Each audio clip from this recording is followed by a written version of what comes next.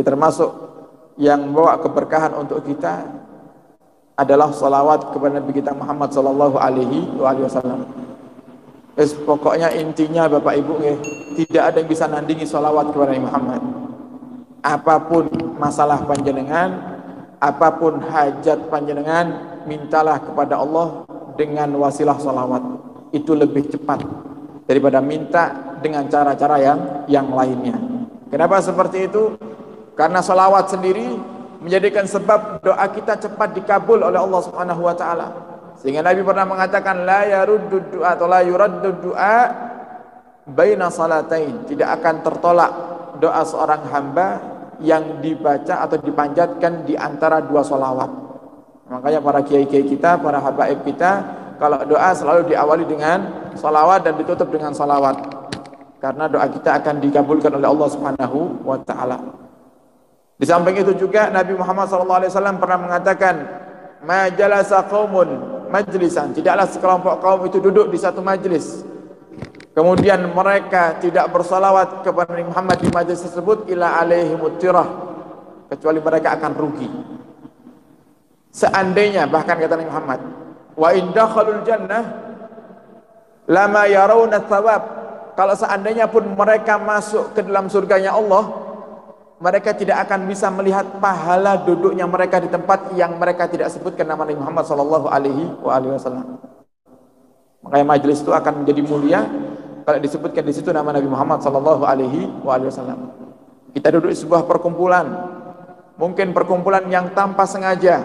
Ternyata di perkumpulan ini kita membahas tentang misalnya perjuangan, membahas tentang kebaikan, bercerita tentang orang-orang yang soleh. Tapi kok ternyata di situ tidak dibacakan salawat, nanti kata Nabi Muhammad, walaupun kita masuk surga, kita tidak bisa melihat pahala apa yang kita lakukan di tempat-tempat yang di situ kita bicarakan kebaikan tanpa kita bersalawat kepada Nabi kita Muhammad sallallahu alaihi wasallam.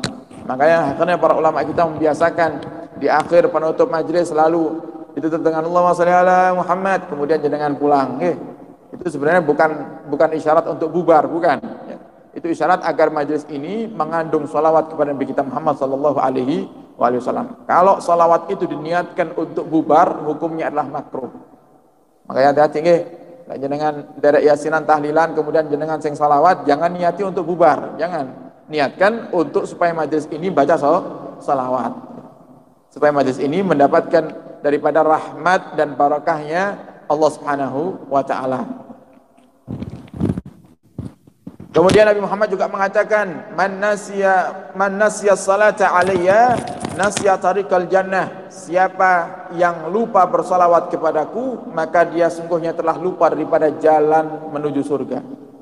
Artinya kalau panjenengan meremehkan salawat, jenengan tidak bakal nemu jalannya surga. Karena jalannya surga harus dengan salawat kepada Nabi kita Muhammad sallallahu alaihi wasallam. Kok bisa? Berarti amal-amal yang lainnya kan sia-sia, bukan? Kita niki nggih Bapak Ibu beramal, beribadah, salat, kemudian kita puasa, kita duduk di majelis, kita sedekah, kita zakat. Tujuannya untuk apa sih? Untuk mendapat cintanya Allah Subhanahu wa taala. Sedangkan syarat yang paling utama untuk mendapatkan cintanya Allah adalah cinta kepada Nabi kita Muhammad sallallahu alaihi wasallam.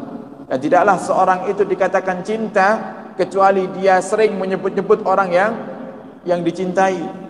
Dikatakan dalam sebuah syair, kaifal muhibbu yansadiq rahabibin wa ismuhu maktubun fi fuadihi, atau wa ismuhu fi fuadihi maktubu. Bagaimana mungkin orang yang mengaku cinta dia akan lupa dengan orang yang dia cintai, sedangkan namanya terukir dalam hatinya. Kalau kita ngaku cinta kepada Nabi kita Muhammad SAW, harusnya nama Nabi terukir dalam hati kita.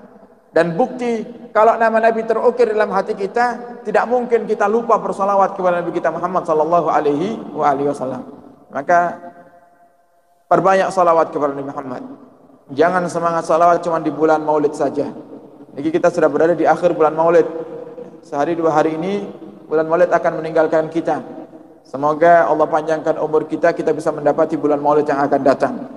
Tapi harapannya jadikan bulan Maulid tahun ini menjadi permulaan atau mukaddimah untuk kita istiqamah bersalawat kepada Nabi kita Muhammad SAW setiap hari.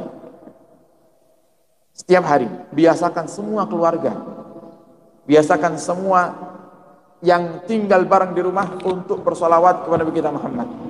Dan luar biasa Bapak Ibu, hasilnya niku luar biasa. Karena salawat kita niku adalah istighfar kita. Salawat kita adalah cara agar Allah kabulkan hajat kita. Jenengan salawatan tanpa jenengan minta hajatnya, Allah akan kabulkan. Tapi kalau kita tidak salawatan, kalau kepingin dikabulkan hajat, ya kita harus minta dulu sama Allah Subhanahu wa ta'ala. Tapi kalau dengan salawat, jenengan tidak perlu minta sama Allah, Allah kasih sebab salawat. Dan ini banyak contohnya. Contohnya orang-orang yang diberkahi oleh Allah disebabkan karena salawat kepada Nabi kita Muhammad SAW itu sangat banyak. Maka perbanyak bersalawat kepada Nabi kita Muhammad SAW. Nabi Muhammad tidak butuh salawat kita, tapi kita yang sangat butuh dengan salawat kepada Nabi kita Muhammad SAW.